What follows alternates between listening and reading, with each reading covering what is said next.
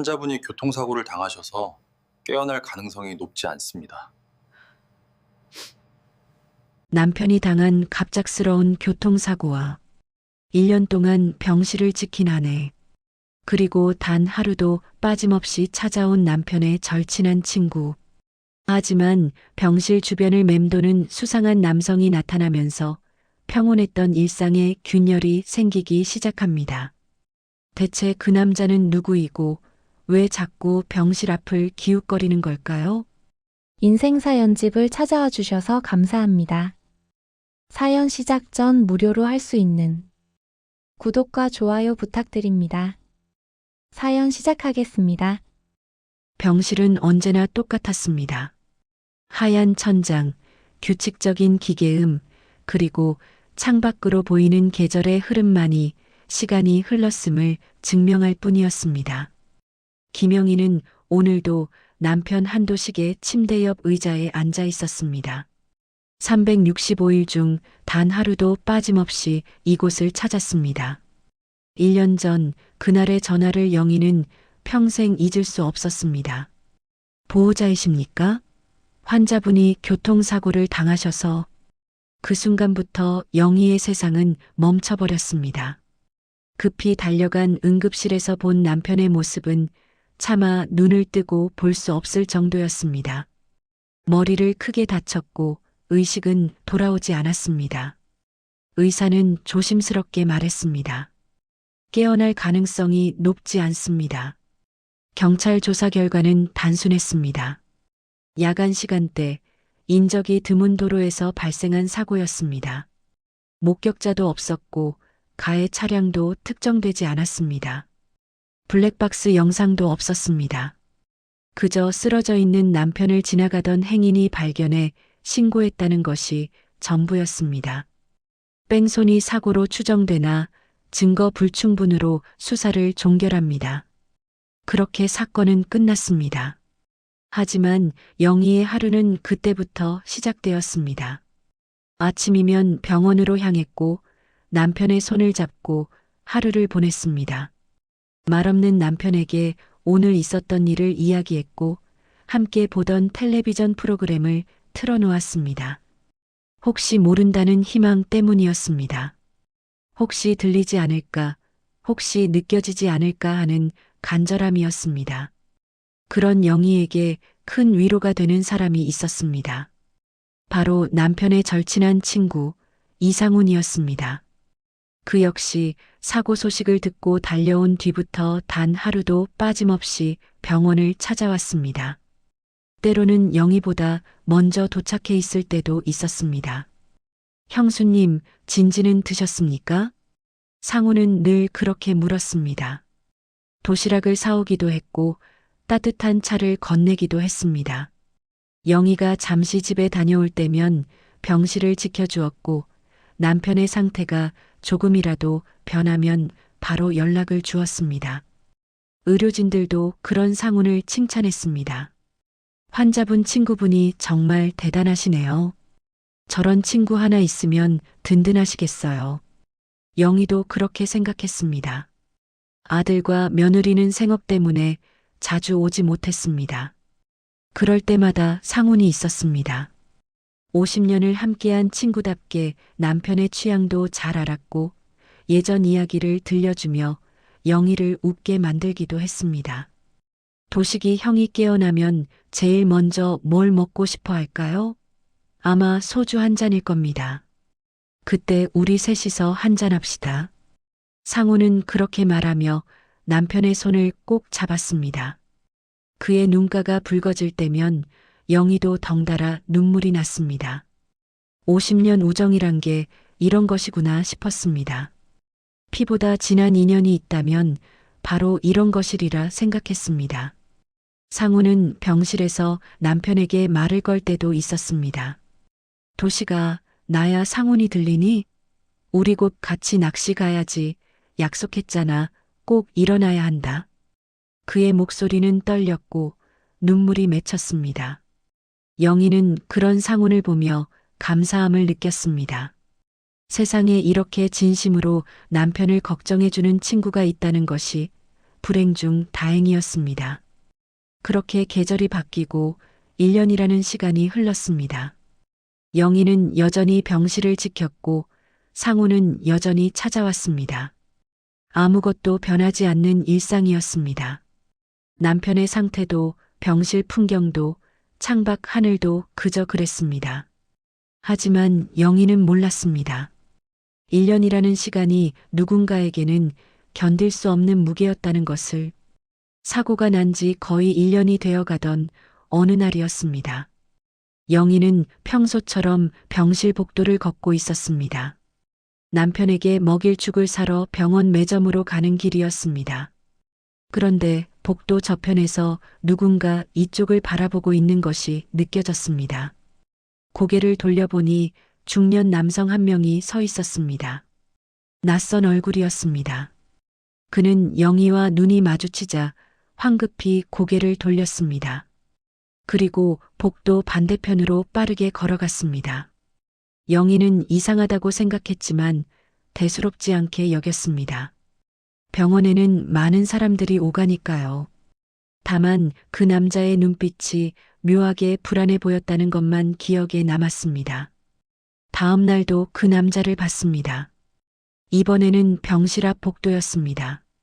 남자는 멀리서 영희가 있는 병실 쪽을 바라보고 있었습니다. 마치 누가 있는지 확인하려는 듯한 모습이었습니다. 영희가 병실 문을 열고 나오자 남자는 또다시 황급히 자리를 떠났습니다. 이번에는 무언가 이상하다는 느낌이 확실했습니다. 영희는 그날 저녁 상훈에게 그 이야기를 꺼냈습니다. 이상한 남자가 자꾸 병실 앞을 기웃거려요. 혹시 아시는 분이에요? 상훈은 고개를 저었습니다. 아니요, 전혀 모르는 사람인데요. 어떻게 생겼던가요? 영희가 남자의 인상착의를 설명하자 상우는 잠시 생각하다가 말했습니다. 혹시 수상하면 병원 측에 말씀하시는 게 좋겠습니다. 요즘 세상이 어떤지 모르니까요. 영희도 그렇게 생각했습니다. 하지만 아직 확실하지 않았기에 조금 더 지켜보기로 했습니다. 그런데 이틀 뒤 더 이상한 일이 벌어졌습니다. 영희가 병실을 비운 사이 간호사가 연락을 해왔습니다.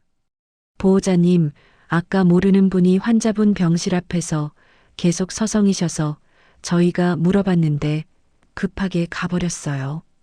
영희의 가슴이 철렁 내려앉았습니다. 어떻게 생긴 분이었죠?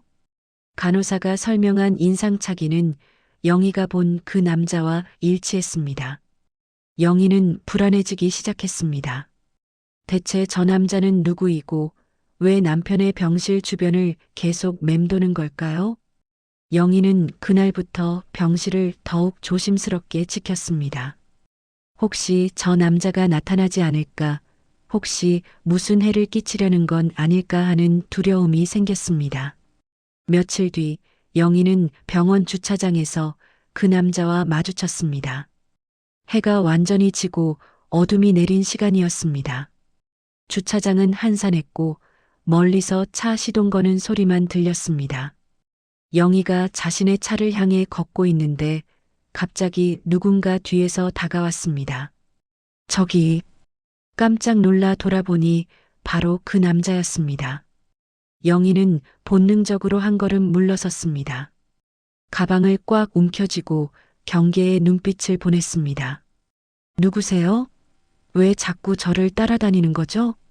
남자는 당황한 표정을 지으며 손을 들어 올리고 황급히 말했습니다. 아닙니다. 오해예요. 제 이름은 최용준입니다. 저는 나쁜 사람이 아니에요. 그럼 왜 병실 앞을 자꾸 기웃거리는 거예요? 간호사들도 수상하다고 했어요. 영희의 목소리는 떨렸지만 단호했습니다. 용주는 난처한 표정으로 입술을 깨물었습니다. 할 말이 있습니다. 하지만 여기서는 곤란합니다. 무슨 말씀이세요? 저는 당신이 누군지도 몰라요. 더 이상 따라다니면 경찰에 신고할 거예요. 영희는 단호하게 말하고 차에 타려고 했습니다. 하지만 용준이 다급하게 말했습니다. 남편분 사고 그 사고에 대해서입니다. 순간 영희의 발걸음이 멈췄습니다. 천천히 돌아보니 용주는 심각한 표정으로 서 있었습니다. 그의 눈빛에는 두려움과 동시에 무언가 말해야 한다는 절박함이 섞여 있었습니다. 무슨 소리예요? 저는 그날 밤을 알고 있습니다. 하지만 함부로 말할 수 없는 처지입니다. 제 사정도 있고, 용주는 말을 흐렸습니다. 그리고 주변을 두리번거렸습니다. 마치 누가 듣고 있지 않은지 확인하는 듯 했습니다. 영희는 혼란스러웠습니다. 이 남자가 정말 사고에 대해 뭔가 아는 걸까요? 아니면 이상한 사람이 엉뚱한 소리를 하는 걸까요? 지금 무슨 말을 하시는 건지 모르겠어요. 확실하지 않은 말은 하지 마세요. 영희는 차에 타며 말했습니다. 용주는 뭔가 더 말하려다가 결국 고개를 숙였습니다. 영희는 시동을 걸고 주차장을 빠져나왔습니다. 하지만 백미러로 보이는 용준의 모습이 계속 신경 쓰였습니다. 그는 그 자리에 멈춰 서서 영희의 차가 사라질 때까지 바라보고 있었습니다. 집으로 돌아온 영희는 불안한 마음을 떨칠 수 없었습니다. 대체 저 남자는 누구일까요? 정말로 사고에 대해 뭔가 아는 걸까요? 아니면 혹시 저 남자가 사고를 낸 사람은 아닐까요? 영희의 머릿속에는 온갖 의심이 꼬리를 물었습니다. 혹시 저 남자가 뺑소니범이고 지금 양심의 가책 때문에 병원 주변을 맴도는 건 아닐까? 혹시 자수하려다가 두려워서 망설이고 있는 건 아닐까? 그렇게 생각하니 더욱 불안해졌습니다. 다음 날 영희는 병원 보안실에 그 남자에 대해 이야기했습니다. 보안 요원은 주의 깊게 듣더니 말했습니다. CCTV를 확인해 보겠습니다. 혹시 또 나타나면 바로 연락 주십시오. 영희는 고개를 끄덕였습니다. 하지만 동시에 복잡한 감정이 들었습니다. 만약 저 남자가 정말 뺑소니범이라면? 그렇다면 1년 만에 범인을 찾는 셈이 되는 건가요? 하지만 그런 생각과 동시에 또 다른 의문이 들었습니다. 뺑소니범이라면 왜 병원에 나타나는 걸까요? 왜 도망가지 않고 계속 병실 주변을 맴도는 걸까요? 그리고 왜 영희에게 말을 걸려고 하는 걸까요? 영희는 답을 찾을 수 없었습니다. 며칠이 지났지만 그 남자는 다시 나타나지 않았습니다. 영희는 조금 안도했습니다. 아마도 보안실에 신고한 것을 알고 더 이상 오지 않는 것 같았습니다. 하지만 여전히 찝찝한 기분은 가시지 않았습니다. 그러던 어느 날 영희는 병원 근처 약국에 들렀습니다. 남편에게 필요한 약을 사기 위해서였습니다. 약을 받아들고 나오는데 길 건너편에서 누군가 이쪽을 바라보고 있는 것이 느껴졌습니다. 고개를 돌리니 또 그 남자였습니다. 영희는 화가 났습니다.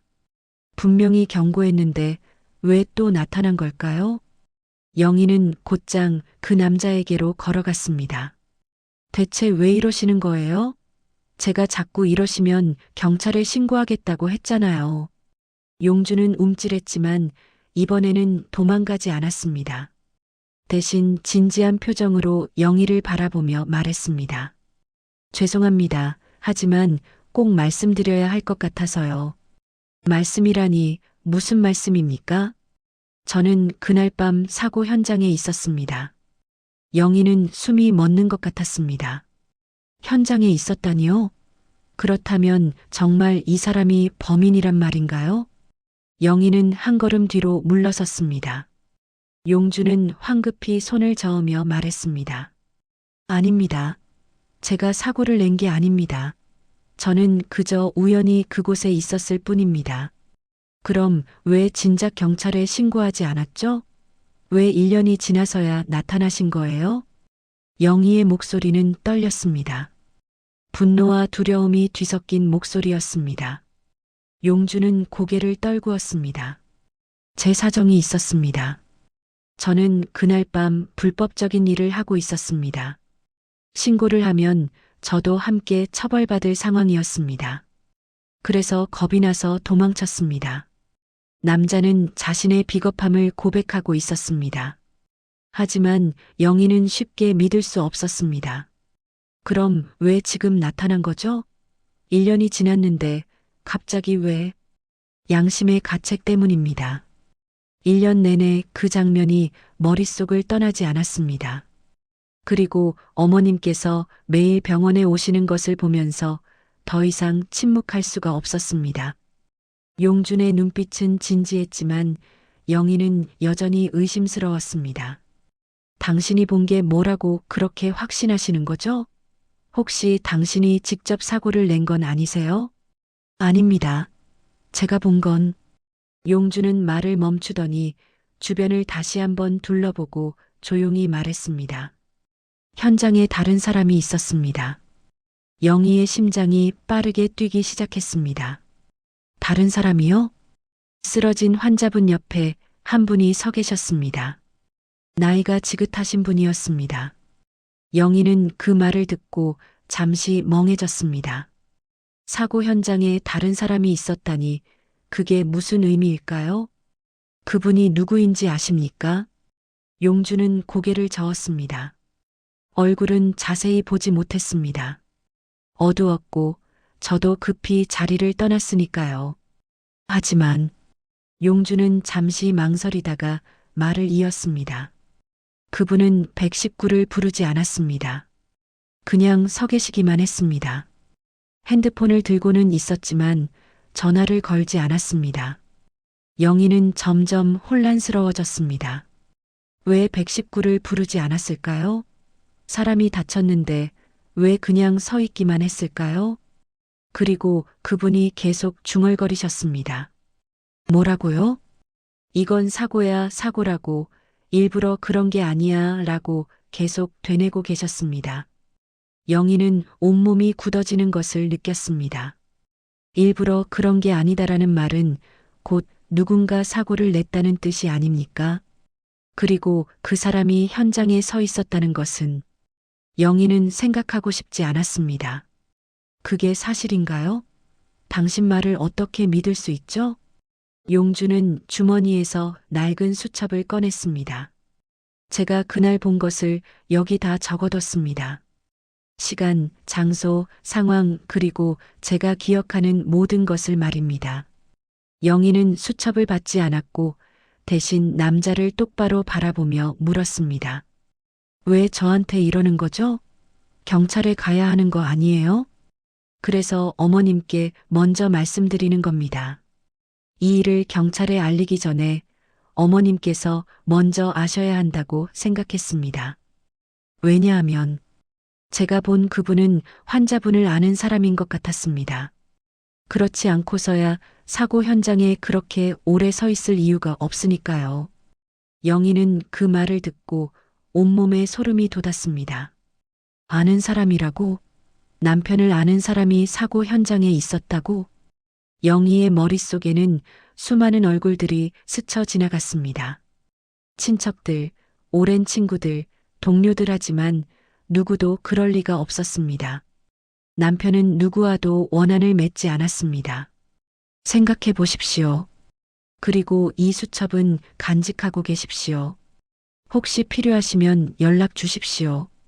용준은 수첩을 영희의 손에 쥐어주었습니다. 그리고 전화번호가 적혀 있는 작은 종이를 하나 더 건넸습니다. 저는 더 이상 도망치지 않겠습니다. 어머님께서 결정하시면 저는 경찰에 가서 증언하겠습니다. 영희는 한참 동안 그 자리에 서 있었습니다. 손에 쥔 수첩이 무겁게 느껴졌습니다. 집으로 돌아온 영희는 수첩을 펼쳐보았습니다. 거기에는 사고 날짜, 시간, 장소가 정확히 적혀 있었습니다. 경찰 조사 기록과 일치했습니다. 그리고 용준이 본 장면들이 자세히 적혀 있었습니다. 오후 10시 32분경 도로변에서 쓰러진 남성 발견. 옆에 노인 한 명 서 있음. 119 신고하지 않음. 약 5분간 그 자리에 서 있다가 차를 타고 떠남. 영희는 그 내용을 읽으며 생각했습니다. 정말 그날 밤 현장에 누군가 있었던 걸까요? 그리고 그 사람이 남편을 아는 사람이었다면 대체 누구일까요? 영희는 그날 밤 잠을 이룰 수 없었습니다. 수첩 내용이 계속 머릿속을 맴돌았습니다. 다음 날 영희는 평소보다 일찍 병원에 도착했습니다. 수첩 내용 때문에 밤새 잠을 설쳤습니다. 계속해서 머릿속을 맴도는 질문이 있었습니다. 대체 그날 밤 현장에 있던 사람은 누구였을까요? 병실 문을 열자 남편은 여전히 같은 모습으로 누워 있었습니다. 영희는 남편의 손을 잡고 앉아 있었지만 물론 대답은 돌아오지 않았습니다. 그 순간 병실 문이 열렸습니다. 이상훈이었습니다. 그 역시 평소보다 일찍 온 모양이었습니다. 손에는 따뜻한 호빵 봉지를 들고 있었습니다. 형수님, 벌써 오셨습니까? 아침도 못 드셨을 것 같아서 사왔습니다. 상우는 언제나처럼 다정했습니다. 영희는 고맙다고 말하며 호빵을 받았습니다. 용준이 말한 그 노인이 혹시 상훈일까요? 아니, 그럴 리 없었습니다. 상우는 50년을 함께한 친구였습니다. 영희는 고개를 저었습니다. 쓸데없는 의심이었습니다. 형수님, 무슨 걱정 있으십니까? 아닙니다. 그냥 요즘 잠을 잘 못 자서요. 상우는 남편의 침대 옆에 앉더니 평소처럼 남편의 손을 잡았습니다. 남편의 얼굴을 가만히 내려다보는 그의 눈빛에는 슬픔이 담겨 있었습니다. 오후가 되어 상훈이 잠시 자리를 비운 사이 영희의 핸드폰이 울렸습니다. 모르는 번호였습니다. 영희는 조심스럽게 복도로 나가 전화를 받았습니다. 여보세요? 어머님, 저입니다. 어제 그 사람입니다. 영희는 긴장하며 주변을 살폈습니다. 혹시 생각해 보셨습니까? 제가 본 것에 대해서요. 아직 잘 모르겠어요. 당신 말을 어떻게 믿어야 할지. 전화기 너머로 남자의 한숨이 들렸습니다. 그럴 줄 알았습니다. 그래서 한 가지 더 말씀드리려고 합니다. 제가 그날 본 차량의 특징을 기억합니다. 영희의 심장이 빠르게 뛰기 시작했습니다. 검은색 승용차였습니다. 그런데 뒷범퍼 오른쪽에 흠집이 있었습니다. 페인트가 벗겨진 흠집이요. 그리고 좌측 헤드라이트 위쪽에 금이 가 있었습니다. 영희는 숨을 죽이고 들었습니다. 워낙 어두웠지만 그 부분들은 확실히 봤습니다. 혹시 주변에 그런 특징을 가진 차가 있으면 확인해 보시는 게 좋을 것 같습니다. 전화가 끊겼습니다. 영희는 한참을 복도에 서 있었습니다. 뒷범퍼 오른쪽 흠집, 좌측 헤드라이트 위쪽 금. 구체적인 특징이었습니다. 병실로 돌아가자 상훈이 돌아와 있었습니다. 그는 남편에게 말을 걸고 있었습니다. 도시가, 우리 예전에 낚시 갔던 곳 기억나니? 거기 또 가야지. 상훈의 목소리는 간절했고 영희는 조용히 자리에 앉았습니다. 상훈 씨, 오늘 차 가지고 오셨어요? 영희가 자연스럽게 물었습니다. 네, 주차장에 세워뒀습니다. 왜 그러십니까? 아니, 그냥 궁금해서요. 영희는 더 이상 묻지 않았지만 마음속으로는 결심했습니다. 오늘 퇴근할 때 주차장에서 상훈의 차를 확인해 봐야겠다고 말입니다. 저녁이 되어 상훈이 먼저 병원을 떠났습니다. 영희는 잠시 뒤 병실을 나와 주차장으로 향했습니다. 상훈의 차가 어디 있는지 대충 알고 있었습니다. 늘 같은 자리에 주차했으니까요. 주차장은 어두웠습니다. 영희는 조심스럽게 상훈의 차에 다가갔습니다. 검은색 승용차였습니다.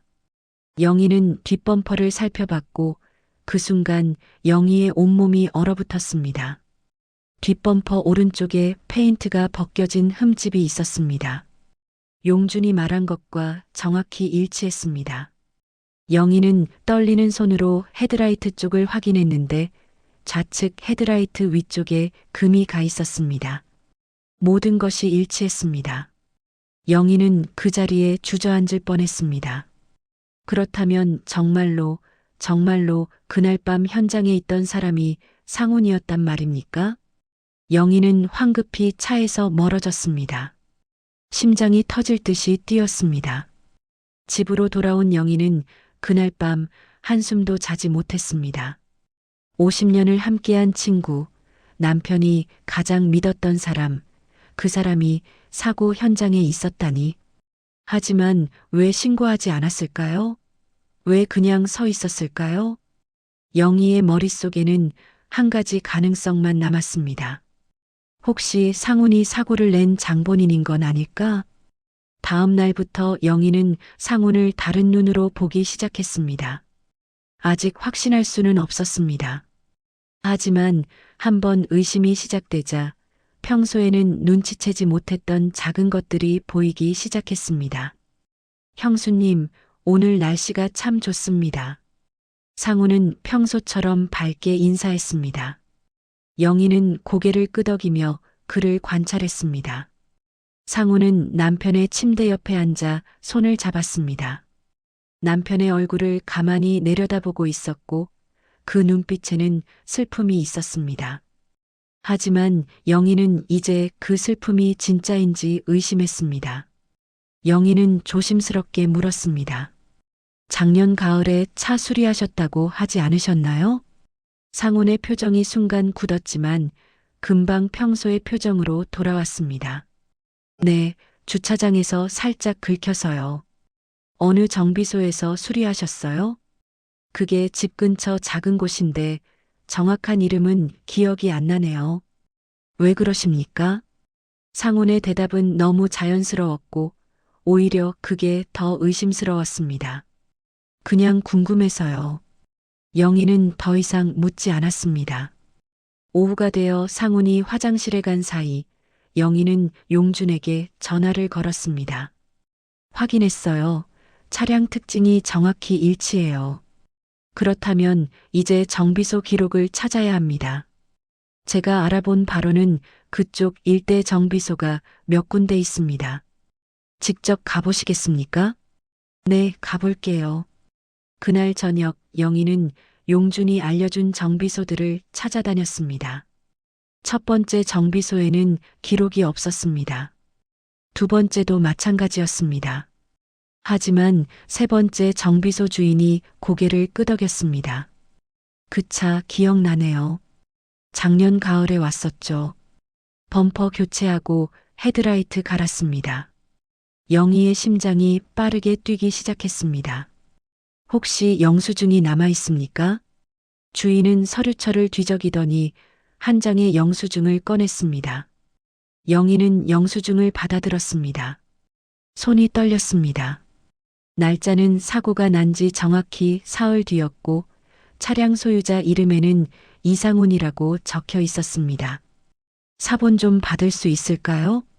물론이죠. 영희는 영수증 사본을 받아 가방 깊숙이 넣었습니다. 이제 확실한 증거가 생겼습니다. 다음 날 영희는 평소처럼 병원에 갔고 상훈도 평소처럼 나타났습니다.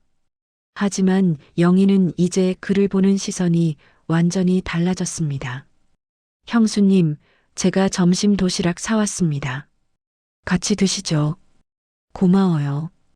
영희는 태연하게 도시락을 받았습니다. 둘은 병실에서 조용히 식사를 했습니다. 요즘 차는 별 문제 없나요? 영희가 무심하게 물었습니다. 네, 잘 타고 다니고 있어요. 그때 수리하신 곳이 어디라고 하셨죠? 상훈이 젓가락을 든 손이 잠시 멈췄습니다. 왜 자꾸 그걸 물으십니까? 아니, 제 차도 수리할 곳을 찾고 있어서요. 그래요? 그런데 제가 간 곳은 그다지 좋지 않았습니다. 다른 곳을 알아보시는 게 나을 것 같습니다. 상훈은 태연하게 대답했습니다. 영희는 가방에서 영수증 사본을 꺼낸 뒤 테이블 위에 조용히 놓았습니다. 상훈이 영수증을 보는 순간 그의 얼굴이 미세하게 굳었습니다. 이게 뭡니까? 작년 가을 상훈 씨의 차 수리 영수증이에요. 상훈은 영수증을 집어들고 한참을 들여다보더니 태연하게 웃었습니다. 형수님, 이걸 어디서 구하신 겁니까? 정비소에서 받았어요. 그런데 왜 제 차 수리 기록을 찾아보신 겁니까? 상훈의 목소리에는 의아함이 담겨 있을 뿐 전혀 당황하지 않았습니다. 날짜를 보십시오. 사고 난 지 사흘 뒤입니다. 그래서요? 상훈은 여전히 태연했습니다. 그때 주차장에서 접촉사고가 났다고 했잖습니까? 그래서 수리한 겁니다. 무슨 문제라도 있습니까? 영희는 상훈의 태도에 당황했습니다. 뭔가 잘못됐다는 느낌이 들었기 때문이죠. 그날 목격자가 있었어요. 목격자요? 그날 밤 사고 현장에 있던 사람을 본 목격자가 있어요. 상훈은 잠시 침묵하더니 천천히 고개를 끄덕였습니다. 형수님, 무슨 말씀을 하시는 건지 알겠습니다. 혹시 제가 도식이 형 사고와 관련이 있다고 의심하시는 겁니까?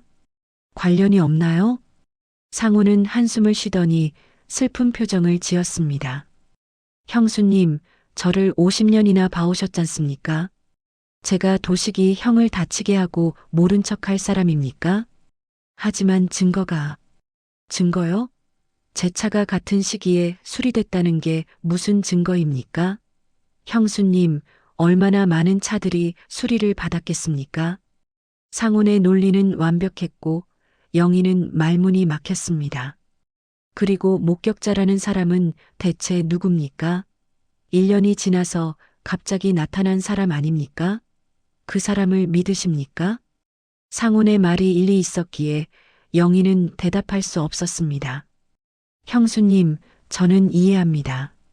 1년이나 됐는데 범인을 못 찾으시니 답답하실 겁니다. 하지만 저를 의심하시면 안 됩니다. 저는 도식이 형과 50년을 함께한 친구입니다. 상훈은 슬픈 표정으로 영희를 바라봤습니다. 오히려 그 목격자라는 사람이 수상합니다. 왜 1년이나 지나서 나타난 겁니까? 혹시 형수님한테서 뭔가 받아내려는 건 아닙니까? 영희는 혼란스러워졌습니다. 상훈의 말을 듣고 보니 의심스러웠습니다. 생각해 보십시오. 만약 정말 사고를 목격했다면 왜 경찰에 신고하지 않았겠습니까? 그 사람 말만 믿고 저를 의심하시면 안 됩니다. 상훈은 일어서며 영희의 어깨를 가볍게 두드렸습니다. 저는 형수님이 힘드신 거 압니다. 하지만 이상한 사람 말에 흔들리지 마십시오. 제가 옆에 있겠습니다. 상훈은 그렇게 말하고 병실을 나갔고 영희는 그 자리에 멍하니 앉아 있었습니다. 정말 자신이 잘못 생각한 걸까요? 그날 밤 영희는 용준에게 전화를 걸었습니다. 오늘 그 사람과 이야기했어요. 어떻게 됐습니까? 증거를 보여줬지만 발뺌했어요. 오히려 저를 설득하더군요. 전화기 너머로 침묵이 흘렀습니다. 당연합니다. 1년 동안 거짓말을 해온 사람입니다. 쉽게 인정할 리가 없습니다. 하지만 그 사람 말도 일리가 있었죠. 차 수리 기록만으로는 부족하다고 당신을 의심하라고 하더군요. 어머님, 제가 한 가지 더 알아낸 게 있습니다.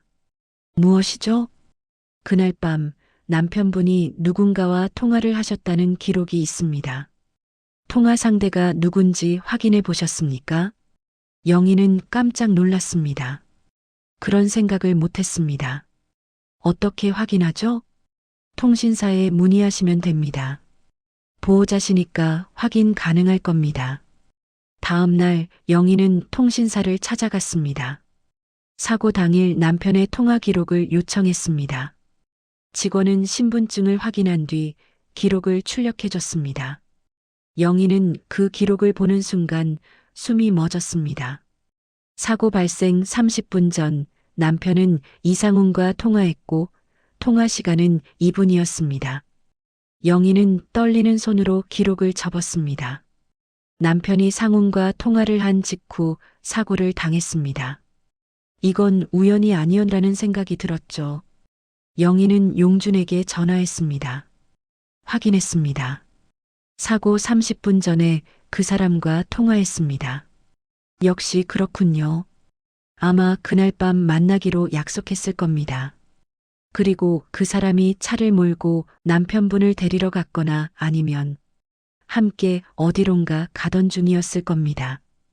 영희는 모든 조각이 맞춰지는 것을 느꼈습니다. 이제 어떻게 해야 할까요? 더 확실한 증거가 필요합니다. 그 사람을 압박해야 합니다. 어떻게요? 제가 직접 만나겠습니다. 제가 목격자라는 걸 그 사람한테 알려야 합니다. 며칠 뒤 영희는 상훈에게 전화를 걸었습니다. 상훈 씨, 오늘 병원에 오시면 할 말이 있어요. 무슨 일입니까? 중요한 이야기예요. 꼭 오셔야 해요. 상훈은 잠시 침묵하다가 대답했습니다. 알겠습니다. 오후에 평소와 달리 표정이 굳어있는 상훈이 병원에 나타났습니다. 무슨 일이십니까? 병실 밖에서 이야기하시죠. 둘은 병원 뒤편 정원으로 나가자 그곳에는 이미 용준이 기다리고 있었습니다. 상훈은 그 남자를 보는 순간 걸음을 멈췄습니다. 저 사람은 누굽니까? 목격자예요. 그날 밤 상훈 씨 당신을 본 사람이에요. 상훈의 얼굴이 굳었지만 곧 평정을 되찾았습니다. 무슨 말도 안 되는 소리를. 그 순간 용준이 앞으로 나섰습니다. 저는 그날 밤 당신을 봤습니다. 검은색 승용차를 타고 현장에 있었던 걸 봤습니다. 제가 누군지도 모르면서 무슨 뒷범퍼에 흠집이 있었고 헤드라이트에 금이 가 있었습니다. 그리고 당신은 쓰러진 사람 옆에 서서 한참 동안 아무것도 하지 않았습니다. 상훈은 뒤로 한 걸음 물러섰습니다. 당신은 핸드폰을 들고 있었지만 신고하지 않았습니다. 그리고 계속 중얼거렸죠. 이건 사고야. 일부러 그런 게 아니야 라고요. 거짓말입니다. 상훈이 처음으로 떨리는 목소리로 소리쳤습니다. 왜 1년이나 지나서 나타났습니까? 왜 진작 경찰에 신고하지 않았습니까? 당신이야말로 수상합니다. 제게도 사정이 있었습니다. 하지만 더 이상 침묵할 수 없었습니다. 영희가 앞으로 나섰습니다. 그날 밤 남편과 통화하셨죠? 상훈은 영희를 바라봤습니다. 통화 기록을 확인했어요. 사고 30분 전에 남편과 통화하셨더라고요. 그게 뭐가 문제입니까? 친구끼리 통화할 수도 있는 거 아닙니까? 무슨 이야기를 하셨죠? 기억 안 납니다. 상훈의 목소리가 커졌습니다. 그날 밤 어디서 만나기로 하신 건 아니에요? 아무 데서도 안 만났습니다. 저는 집에 있었다고 했잖습니까? 거짓말하지 마세요. 영희의 목소리는 떨렸지만 단호했습니다. 당신 차가 현장에 있었어요. 당신이 그 자리에 있었던 거예요. 그리고 당신은 남편을 그대로 두고 도망쳤어요. 아닙니다. 저는 아무것도 안 했습니다. 상훈은 고개를 저으며 뒤로 물러섰습니다. 형수님, 저를 믿으십시오. 저는 정말 아무것도 안 했습니다. 도식이 형을 제가 왜 다치게 합니까? 50년 친구인데. 하지만 그의 눈빛은 흔들리고 땀이 이마에 맺혔습니다. 자수하세요. 영희의 목소리가 떨렸습니다. 자수하시면 그나마 형량이 줄어들 거예요. 형수님, 제발 저는 정말 이제 그만하세요. 영희가 소리쳤습니다. 평생 처음 내는 큰 목소리였습니다. 상훈은 그 자리에 멈춰 섰습니다. 그의 얼굴에는 더 이상 슬픔이나 죄책감이 없었고 대신 차가운 표정만 남아 있었습니다. 증거가 있습니까? 뭐라고요? 확실한 증거가 있냐고요. 법정에서 통할 증거 말입니다. 영희는 그 말에 숨이 막혔습니다. 차 수리 기록? 그건 제가 주차장에서 사고 났다고 하면 끝입니다. 통화 기록? 친구끼리 통화한 게 죄입니까? 목격자? 1년이나 지나서 나타난 사람 증언을 법원이 믿을까요? 상훈의 목소리는 차갑게 식어 있었습니다. 형수님, 현실을 보십시오. 증거가 없습니다. 아무것도 없습니다. 영희는 그제야 깨달았습니다. 1년 동안 병원을 찾아온 이유가 무엇인지를, 눈물을 보이고 참회하는 척한 이유가 무엇인지를 말입니다. 그는 감시하고 있었던 것입니다. 남편이 깨어나지 않는지, 영희가 진실을 알아내지 못하는지를 말입니다. 당신이 어떻게... 영희는 말을 잇지 못했습니다. 상우는 차갑게 웃었습니다. 죄송하지만 이제 그만 가보겠습니다. 앞으로는 병문안도 오지 않겠습니다. 저를 이렇게 의심하시는데 무슨 낯으로 가겠습니까? 상우는 돌아서서 걸어갔습니다. 영희와 용주는 그 뒷모습을 멍하니 바라볼 수밖에 없었습니다. 상훈이 사라진 뒤 영희는 그 자리에 주저앉았습니다. 모든 것이 무너지는 기분이었습니다. 1년 동안 모은 증거들이 아무 소용 없었습니다. 상훈의 말이 맞았습니다. 법정에서 통할 만한 확실한 증거가 없었던 거죠. 용준이 조심스럽게 다가왔습니다. 어머님, 제가 너무 순진했어요. 그 사람이 진심으로 뉘우치고 있을 거라고 생각했던 거죠. 영희의 목소리는 떨렸습니다. 1년 동안 매일 병원에 온 이유가 감시였다니, 남편이 깨어나지 않는지, 제가 진실을 모르는지 확인하려고 온 거였어요. 포기하지 마십시오. 반드시 방법이 있을 겁니다. 하지만 영희는 고개를 저었습니다. 그날 밤 영희는 집에 돌아와 한참을 멍하니 앉아 있었습니다. 책상 위에는 그동안 모은 자료들이 쌓여 있었습니다. 정비소 영수증, 통화기록, 용준이 적어준 수첩. 하지만 그 모든 것이 소용없었습니다. 영희는 남편의 사진을 보았습니다. 건강했던 시절의 사진이었습니다. 상훈과 함께 찍은 사진도 있었죠. 둘은 어깨동무를 하고 환하게 웃고 있었습니다. 50년 우정이라는 것이 거짓이라는 생각이 들었습니다. 며칠이 지났습니다. 영희는 평소처럼 병원을 찾았지만 병실은 너무 조용했습니다. 상훈은 그날의 말처럼 병실에는 다시는 나타나지 않았습니다. 의료진들이 물었습니다. 환자분 친구분은 어디 가셨어요? 요즘 안 보이시던데요. 영희는 대답할 수 없었습니다. 어느 날 간호사가 영희에게 말했습니다. 보호자님, 환자분 소지품 중에 아직 안 가져가신 게 있던데요. 사고 당시 입으셨던 옷이랑 소지품이요. 아, 그게 아직 있었나요? 창고에 보관 중이었나 봐요. 가져가실래요? 영희는 고개를 끄덕였습니다. 간호사는 상자 하나를 가져왔습니다.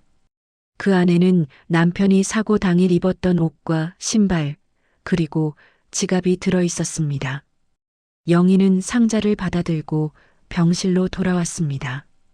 옷에는 아직도 그날의 흔적이 남아 있었습니다. 지갑을 열어보았더니 신분증, 카드, 그리고 몇 장의 지폐가 들어 있었습니다. 그리고 작은 종이 쪽지 하나가 있었습니다. 영희는 그 쪽지를 펼쳤습니다. 오늘 밤 10시 평소 그곳에서 남편의 필체였습니다. 누군가와 만나기로 한 약속이었던 거죠. 영희의 심장이 빠르게 뛰기 시작했습니다. 평소 그곳? 그게 어디일까요? 그리고 누구와 만나기로 한 걸까요? 영희는 급히 용준에게 전화를 걸었습니다. 남편분 소지품에서 뭔가 발견하셨습니까? 쪽지가 하나 있었어요. 오늘 밤 10시 평소 그곳에서 만나자는 내용이에요. 평소 그곳이라면 환자분과 그 사람이 자주 가던 곳을 말하는 것 같습니다. 영희는 남편과 상훈이 자주 가던 곳을 생각했습니다. 그때 문득 두 사람은 종종 낚시를 갔던 일이 떠올랐습니다. 그곳은 도심에서 조금 떨어진 저수지였고 둘만 아는 조용한 장소였습니다. 혹시 저수지 근처가 아닐까요? 그럴 수 있습니다. 확인해 봐야겠습니다. 거기가 사고 현장과 가깝나요? 전화기 너머로 잠시 침묵이 흘렀습니다. 확인해 보겠습니다. 1시간 뒤 용준에게서 전화가 왔습니다. 어머님, 저수지 근처 도로가 사고 현장에서 불과 2km 떨어진 곳입니다. 영희는 숨을 죽였습니다. 그렇다면 환자분과 그 사람이 저수지 근처에서 만나기로 했고 그 길에서 사고가 났을지도 모르겠네요. 아마 그 사람이 차를 몰고 남편분을 데리러 갔을 겁니다. 그리고 가는 도중에 영희는 모든 것이 맞아떨어지는 것을 느꼈습니다. 하지만 이것도 확실한 증거는 아닙니다. 추측일 뿐입니다. 또다시 증거가 부족했고 영희는 좌절했습니다. 그날 밤 영희는 잠을 이룰 수 없었습니다. 새벽 2시쯤 핸드폰이 울렸습니다. 용준이었습니다. 어머님, 제가 알아낸 게 있습니다. 무엇을요? 그날 밤 사고 현장 근처에 편의점이 하나 있습니다. 그곳 CCTV를 확인해 볼 수 있을 것 같습니다. 1년이나 지났는데 남아 있을까요? 일반적으로는 한 달이면 지워집니다. 하지만 경찰이 조사할 때 증거로 보관했을 가능성이 있습니다. 영희는 희망을 느꼈습니다. 어떻게 확인하죠? 경찰서에 요청해야 합니다. 보호자이시니 열람 신청을 할 수 있을 겁니다.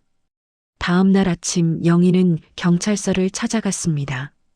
담당 형사는 처음에는 난색을 표했습니다. 이미 종결된 사건인데요. 게다가 1년이 지났습니다. 제발 부탁드려요.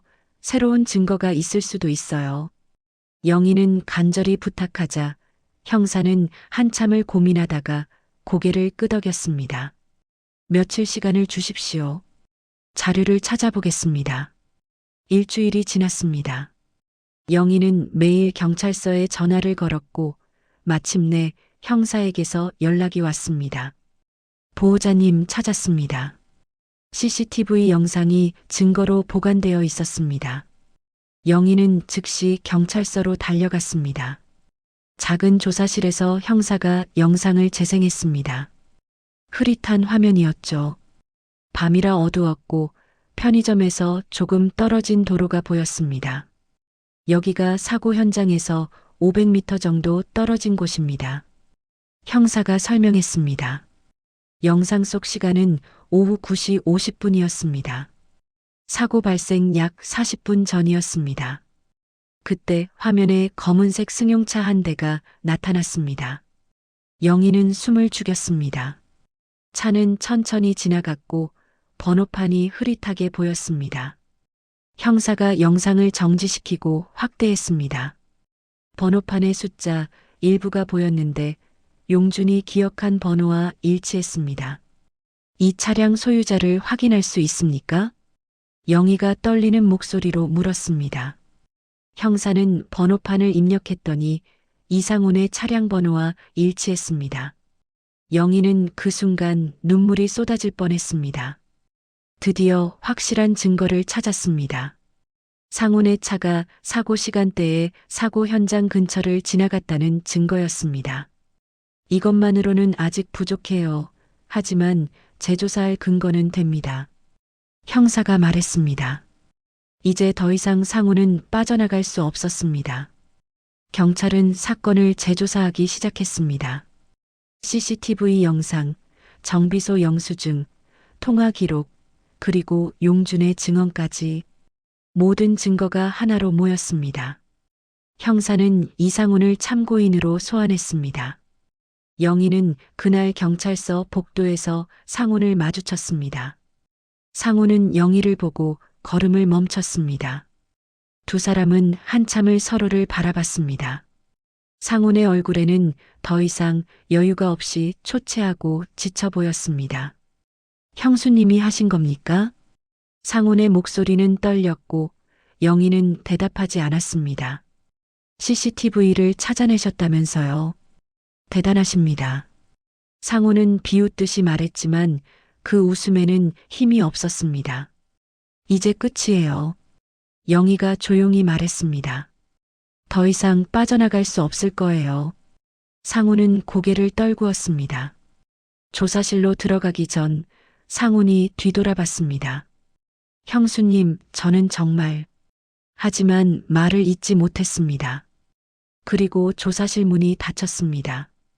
조사는 몇 시간 동안 계속됐습니다. 영희는 복도 의자에 앉아 기다렸고 마침내 조사실 문이 열렸습니다. 창백해진 얼굴의 상훈과 두 명의 형사가 그를 안내하며 나왔습니다. 곧 담당 형사가 영희에게 다가왔습니다. 자백했습니다. 영희는 그 말을 듣고 눈을 감았습니다. 그날 밤 남편분과 만나기로 약속했답니다. 차를 몰고 데리러 갔다고 합니다. 그리고 목적지로 가던 중 남편분이 급히 차에서 내리려고 했다네요. 뭔가 급한 일이 있었던 모양입니다. 형사가 설명을 이었습니다. 피의자는 차를 완전히 세우지 않은 상태에서 남편분이 문을 열고 내렸다고 합니다. 그리고 그 순간 차가 조금 움직였고 남편분이 넘어지면서 머리를 부딪혔다고 합니다. 영희는 숨을 죽이고 들었습니다. 고의는 아니었습니다. 하지만 사고 후 신고하지 않고 도주한 것은 명백한 범죄입니다. 게다가 1년 동안 증거를 인멸하려 했습니다. 영희는 고개를 끄덕였습니다. 앞으로 어떻게 됩니까? 구속조사를 진행할 예정입니다. 기소는 확실합니다. 영희는 복도 끝에 서 있는 상훈을 봤습니다. 그는 수갑을 찬 채 고개를 떨구고 있었습니다. 영희는 천천히 그에게 걸어갔습니다. 형수님. 상훈이 고개를 들자 그의 눈에는 눈물이 고여 있었습니다. 저는 정말 일부러 그런 게 아니었습니다. 순간적으로 너무 무서워서. 알고 있어요. 영희가 말했습니다. 하지만 그 뒤가 문제였어요. 도망친 것, 신고하지 않은 것, 1년 동안 거짓말한 것. 상훈은 아무 말도 하지 못했습니다. 가장 용서할 수 없는 건 매일 병원에 오면서도 진실을 숨긴 거예요. 저를 속이고 남편을 속이고 당신 자신도 속였죠. 영희의 목소리는 떨렸습니다. 만약 그날 밤 바로 신고했다면 남편이 더 빨리 치료받을 수 있었을지도 몰라요. 어쩌면 지금처럼 되지 않았을지도 모르는 거죠. 상훈은 그 말에 무너져 내려 그 자리에서 흐느끼기 시작했습니다. 죄송합니다. 정말 죄송합니다. 하지만 영희는 더 이상 그의 눈물에 흔들리지 않았습니다. 50년 우정이 아깝지 않았어요? 형수님, 저는 이제 가세요. 다시는 남편 앞에 나타나지 마세요. 영희는 돌아서자 뒤에서 상훈의 울음소리가 들렸습니다. 경찰서를 나오는 길 용준이 영희에게 말했습니다. 잘하셨습니다. 진실을 밝히신 겁니다. 영희는 고개를 끄덕였지만 가슴 한편이 무거웠습니다. 승리했지만 기쁘지 않았습니다. 진실을 밝혔지만 남편은 여전히 깨어나지 않았습니다. 그날 밤 영희는 병실로 돌아갔습니다. 남편은 여전히 같은 모습으로 누워 있었습니다. 영희는 남편의 손을 잡으며 말했습니다. 여보, 이제서야 진실을 밝혔어요. 침묵만이 흘렀습니다. 당신 친구는 이제 당신을 볼 수 없을 거예요. 대신 저는 여전히 여기 있어요. 지금까지처럼 매일 올 거예요. 영희는 남편의 손을 꼭 잡았습니다. 창밖으로 해가 지고 있었고 긴 하루가 끝나가고 있었습니다. 사건이 알려진 뒤 병실 분위기가 달라졌습니다. 의료진들은 영희를 보는 시선이 조심스러워졌습니다. 누구도 먼저 말을 꺼내지 않았고 다만 평소보다 더 친절하게 대했습니다. 보호자님, 힘내세요. 간호사가 지나가며 어깨를 토닥였습니다. 아들과 며느리가 급히 찾아왔습니다. 어머니, 왜 말씀 안 하셨어요? 혼자 이렇게 힘든 일을 겪으셨는데. 괜찮아. 이제 끝났으니까. 상훈 아저씨가 그럴 줄은 정말 몰랐어요. 아버지랑 그렇게 친했는데 며느리의 목소리에는 충격이 담겨 있었습니다. 영희는 뭐라 설명해야 할지 몰라 대답할 수 없었습니다. 아들은 한참을 아버지를 바라보다가 입을 열었습니다. 어머니, 이제 어떻게 하실 거예요? 무슨 말이니? 아버지가 이렇게 계속. 아들은 말을 잇지 못했지만 영희는 알고 있었습니다. 아들이 무슨 말을 하려는지를 말입니다. 난 여기 있을 거야. 매일 올 거고. 어머니, 너희는 너희 생활이 있잖니. 걱정하지 마라. 영희는 그렇게 말하고 다시 남편의 손을 잡았습니다. 며칠 뒤 재판 날짜가 잡혔습니다. 검찰은 상훈을 특정범죄가중처벌법상 도주치사 혐의로 기소했습니다. 사고 후 구호 조치 없이 도주한 것이 가장 큰 문제였습니다. 영희는 증인으로 출석해야 한 뒤 법정에서 상훈을 다시 마주해야 했습니다. 그날 아침 영희는 오랜만에 정장을 꺼내 입었습니다. 거울을 보니 지난 1년 동안 많이 늙은 자신의 모습이 보였습니다. 법정은 생각보다 작았습니다. 피고인석에 앉은 상훈의 모습은 초라했습니다. 수의를 입고 고개를 떨군 채 앉아 있었습니다. 재판이 시작되자 검사가 일어나서 사건 경위를 설명했습니다. 영희가 찾아낸 증거들이 하나씩 제시됐습니다. 상훈의 변호인은 우발적 사고였다고 주장했습니다. 고의가 없었다고, 다만 순간적인 공포로 잘못된 선택을 했다고 말했습니다. 잠시 뒤 영희는 증인석에 서자 검사가 질문했습니다. 피고인과의 관계, 사고 이후의 상황, 진실을 밝히게 된 과정을 하나씩 답했습니다.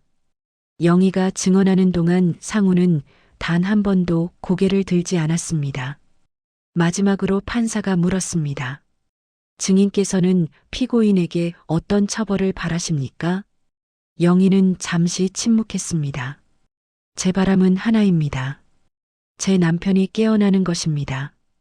영희의 목소리는 떨렸습니다. 하지만 그건 피고인이 줄 수 있는 게 아닙니다. 이미 벌어진 일입니다. 영희는 피고인석의 상훈을 바라봤습니다. 다만 한 가지는 분명합니다. 피고인은 사고 직후 선택할 기회가 있었습니다.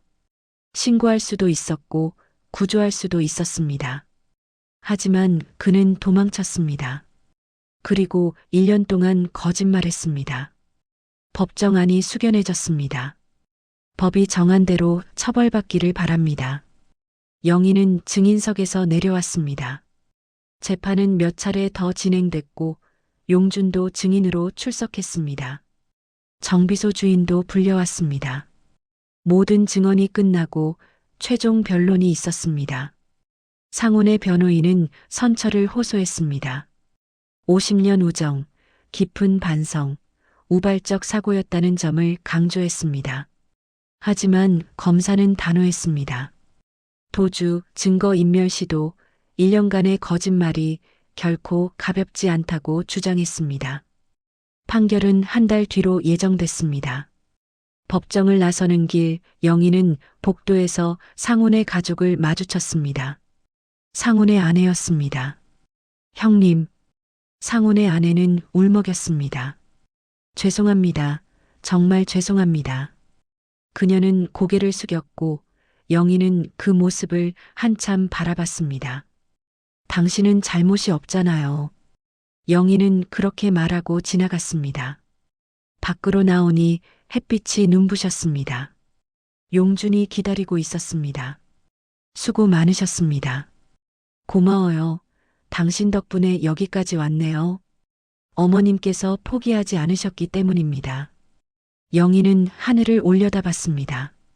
구름 한 점 없는 맑은 하늘이었습니다. 이제 끝난 건가요? 판결만 남았습니다. 그럼 정말 끝나는 건가요? 영희는 남편이 당한 사고의 진실을 밝혔지만 허전했습니다. 남편은 여전히 깨어나지 않았기 때문이죠. 한 달이 지났습니다. 판결 선고일이 되었고 영희는 다시 법정에 섰습니다. 이번에는 혼자였습니다. 아들과 며느리는 오지 말라고 했습니다. 이건 자신이 마무리해야 할 일이었기 때문이죠. 법정에는 기자들도 와 있었습니다. 이 사건이 언론에 알려지면서 적지 않은 관심을 받았습니다. 50년 친구의 배신, 1년간의 거짓 눈물. 신문 기사 제목들이었습니다. 영희는 그런 기사들을 보지 않으려 했습니다. 판사는 자리에 앉아 서류를 펼친 뒤 판결문을 읽기 시작했습니다. 피고인 이상우는 피해자를 차량으로 충격하여 상해를 입힌 후 구호 조치 없이 현장을 이탈하였으며 이는 특정범죄가중처벌법상 도주치사에 해당한다. 법정안이 조용했습니다. 다만 피고인의 행위가 고의적이지 않았다는 점, 피고인이 깊이 반성하고 있다는 점을 참작한다. 변호인 측 얼굴에 희망이 스쳤습니다. 그러나 사고 직후 피해자를 방치하고 도주한 행위, 1년간 진실을 숨기고 증거를 인멸하려 한 행위는 결코 가볍지 않다. 판사의 목소리는 단호했습니다. 피고인에게 징역 5년을 선고한다. 법정 안에서 탄식이 흘러나왔고 상훈의 가족석에서 울음소리가 들렸습니다. 판사가 계속 말했습니다. 아울러 피고인은 피해자 유족에게 5천만 원을 배상하라. 판결이 끝난 뒤 상훈은 법정 밖으로 호송됐습니다. 영희는 자리에서 일어났습니다. 복도로 나오니 기자들이 몰려들었습니다. 피해자 보호자님, 판결에 대해 어떻게 생각하십니까? 친구의 배신을 어떻게 받아들이셨습니까? 앞으로 계획이 어떻게 되십니까? 영희는 대답하지 않은 채 그저 고개를 숙이고 걸었습니다. 밖으로 나오니 비가 내리고 있었고 영희는 빗속에 잠시 서 있었습니다. 가슴이 답답했습니다. 5년 상훈은 5년을 감옥에서 보내게 됐습니다. 그게 맞는 걸까요? 충분한 걸까요? 아니면 너무 가혹한 걸까요? 영희는 알 수 없었습니다. 커피라도 한잔 하시겠습니까? 용준이 묻자 영희는 고개를 끄덕였습니다. 후회되십니까? 영희는 잠시 생각했습니다. 모르겠습니다. 옳은 일을 했다고 생각합니다. 하지만요? 50년 우정이었어요. 제 남편이 가장 아끼던 친구였죠. 그 사람을 감옥에 보낸 제가 과연 옳은 일을 한 건지. 영희의 목소리가 떨렸습니다. 어머님, 그건 어머님이 한 일이 아닙니다. 그 사람이 선택한 일입니다. 용준의 말이 맞았지만 영희의 마음은 여전히 무거웠습니다. 이제 어떻게 하실 겁니까? 예전처럼 살아야죠. 매일 병원에 가고 남편을 돌보고. 영희는 창밖을 바라봤습니다. 당신은 앞으로 어떻게 하실 겁니까? 저는 이제 제 삶으로 돌아가야죠. 1년 동안 이 일에 매달렸으니까요.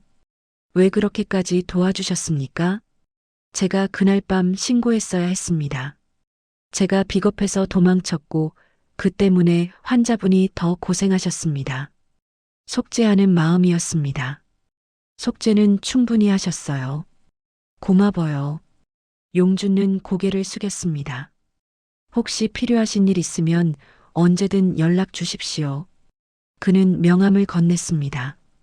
이제 저도 가봐야겠습니다. 건강하십시오, 어머님. 용준이 자리에서 일어났고 영희도 일어나 악수를 청했습니다. 당신도 건강하세요. 그리고 다시 한번 정말 고맙습니다.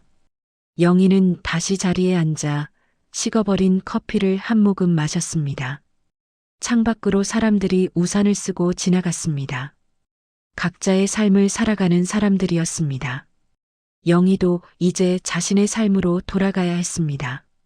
하지만 그 삶은 1년 전과 완전히 달라져 있었습니다. 영희는 한참을 앉아 있다가 일어났습니다. 남편이 기다리고 있는 병원으로 가야 했기 때문이죠. 판결 이후 한 달이 지났습니다. 영희의 일상은 다시 예전으로 돌아갔습니다. 매일 아침 병원으로 가고 남편을 돌보고 저녁이면 집으로 돌아왔습니다. 하지만 무언가 달랐습니다. 병실에는 이제 영희 혼자뿐이었습니다. 매일 찾아오던 상훈이 없었습니다. 병실은 더 조용해졌고 시간은 더 천천히 흘렀습니다. 간호사들도 이제는 예전처럼 편하게 대했습니다. 사건이 일단락됐고 시간이 흐르면서 사람들의 관심도 옅어졌습니다. 보호자님, 오늘 환자분 상태가 괜찮으세요? 고맙습니다. 짧은 대화가 오갔고 그게 전부였습니다. 영희는 남편의 손을 잡고 말을 걸기도 하며 하루를 보냈습니다. 여보, 오늘 날씨가 좋아요. 창문 좀 열어놓을게요. 대답은 돌아오지 않았지만 영희는 계속 말을 이었습니다. 아들이 주말에 온대요. 손자도 데리고 온다고 하더군요. 여전히 침묵만 흘렀습니다. 영희는 남편의 얼굴을 가만히 바라봤습니다. 1년 반이라는 시간 동안 변하지 않은 얼굴이었습니다. 의사는 말했습니다. 지금 상태로는 회복 가능성이 거의 없습니다. 하지만 기적은 누구도 예측할 수 없습니다. 영희는 그 기적을 기다리고 있었습니다. 어느 날 상훈의 아내가 병원을 찾아왔습니다. 복도에서 마주친 두 사람은 한참을 서로를 바라봤습니다. 형님 면회 가도 될까요? 그녀는 조심스럽게 묻자 영희는 고개를 끄덕였습니다. 둘은 병실로 들어갔습니다. 상훈의 아내는 남편의 모습을 보고 눈물을 흘렸습니다. 형님, 정말 죄송합니다. 당신 잘못이 아니라고 했잖아요. 감옥에 있는 사람이 매일 악몽을 꾼답니다. 형님 꿈을 꾼다고. 영희는 대답하지 않았습니다. 형님, 저는 정말 몰랐어요. 그날 밤에 무슨 일이 있었는지, 그 사람이 그렇게 1년 동안 거짓말을 하고 있었는지. 상훈의 아내는 흐느꼈습니다. 만약 알았다면 저라도 말렸을 거예요. 진작 자수하라고 했을 겁니다. 영희는 그녀의 어깨를 가볍게 두드렸습니다. 이제 그만하세요. 다 끝난 일이에요. 형님은 저희를 용서하실 수 있으십니까? 영희는 한참을 침묵했습니다. 모르겠어요. 아직은 모르겠네요. 정직한 대답이었습니다. 이해합니다. 당연한 일입니다. 그녀는 일어서며 마지막으로 남편을 바라봤습니다. 그녀가 병실을 나간 뒤 영희는 다시 혼자 남았습니다. 계절이 바뀌었습니다. 창밖으로 나뭇잎이 떨어지고 또다시 새싹이 돋았습니다. 시간은 계속 흘렀습니다. 영희의 머리에는 흰머리가 더 늘었고 얼굴에는 주름이 더 깊어졌습니다. 아들과 며느리는 가끔 병문안을 왔습니다. 어머니, 요양병원으로 옮기시는 건 어떨까요? 여기는 비용도 많이 들고. 괜찮아. 여기가 좋아. 하지만 어머니 건강도 생각하셔야죠. 난 괜찮다고 했잖니.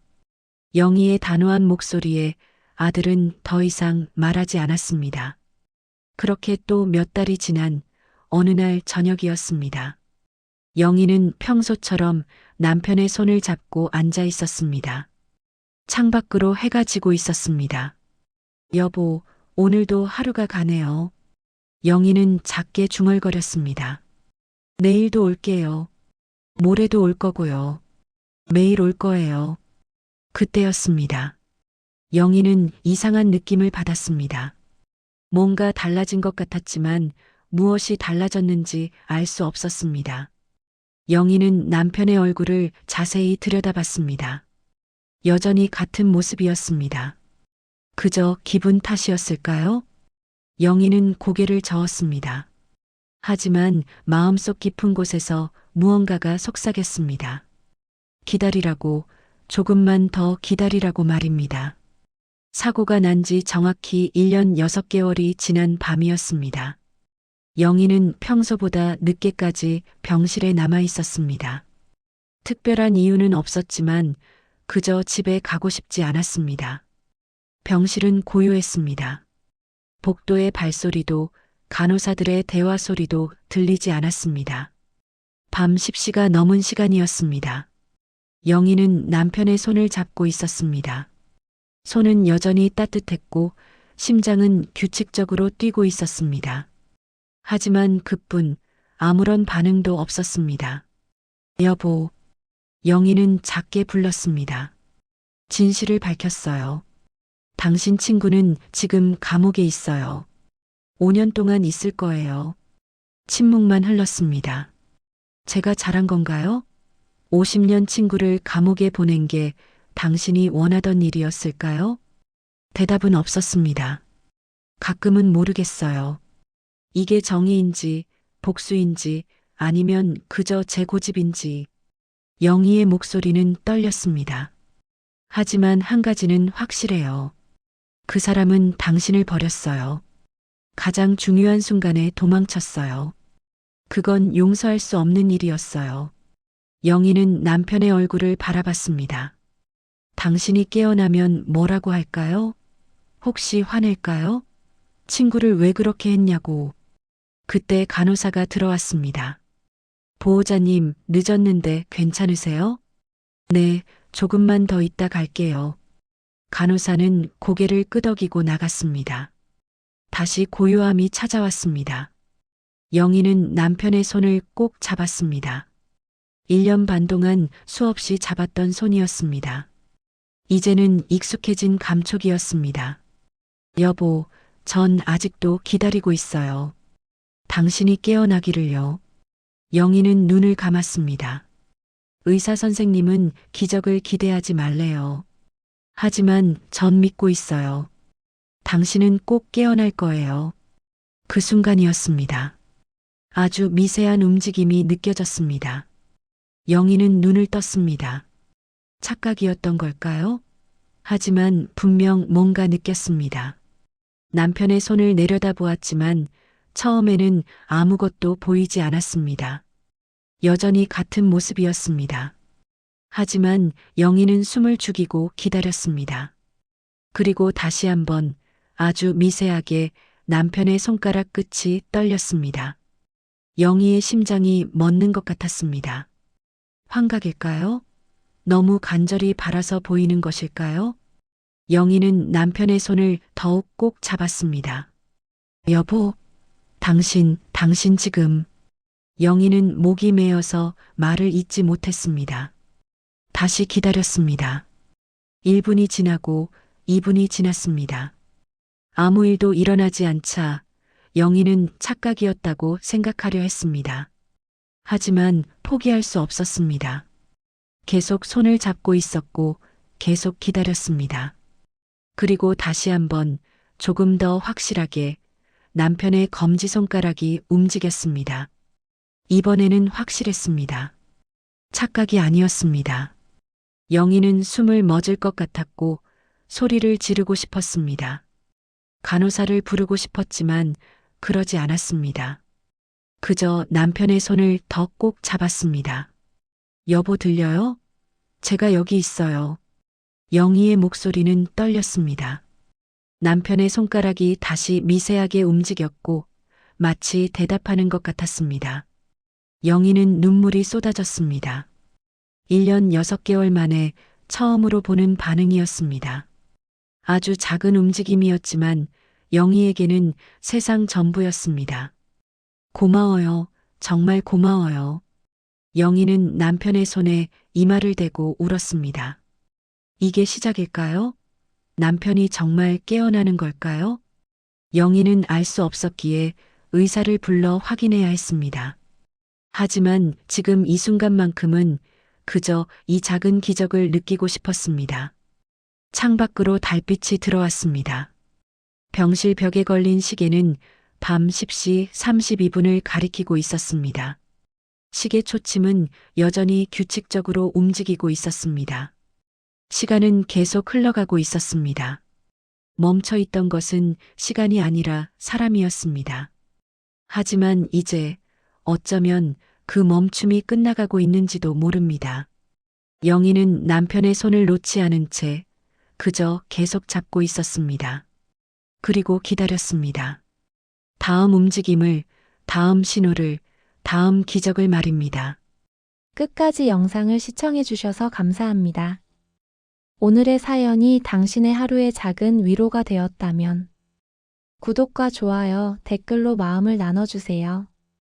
서로 얼굴은 모르지만 이곳에서만큼은 같은 이야기를 듣고 마음을 나누는 이웃이라 생각하겠습니다. 다음 영상에서 인사드리겠습니다.